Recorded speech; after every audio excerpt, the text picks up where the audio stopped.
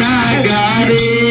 राम जी ले ले चलियो हम के अवध नगरी राम जी ले ले चलियो हम के अवध नगरी जवन जवन रउआ कहब तवन तवन हम करब सावन जावन रउआ कहब सावन सावन हम करब जवन जवन रउआ कहब तवन तवन हम करब सावन जावन रउआ कहब सावन सावन हम करब नित दिन सेवा करब रउरे चरण के हरि जी सब दिन सेवा करब रउरे चरण के हरि जी नित दिन सेवा करब रउरे चरण के हरि जी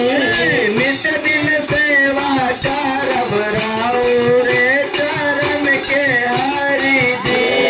राम जी ले ले चलियो हम के अवध नगरी राम जी ले ले चलियो हम के अवध नगरी राम जी ले ले चलियो हम के अवध नगरी राम जी ले नगरी राम जी ले ले चलियो हम के अवध नगरी राम जी ले ले चलियो हम के अवध नगरी राम जी ले ले चलियो हम के अवध नगरी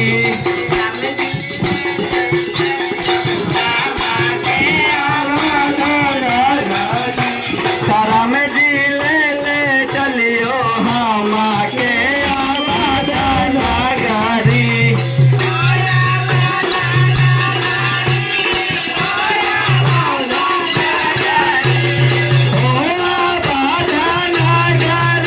नगरी हो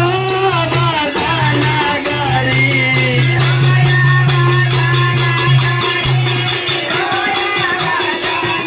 हो अवध नगरी हो अवध नगरी राम जी ले ले चलियो हम के अवध नगरी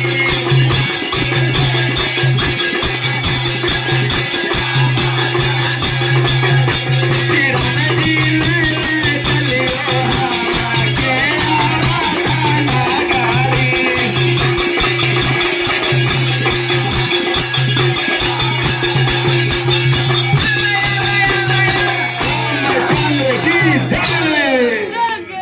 बहुत बढ़िया।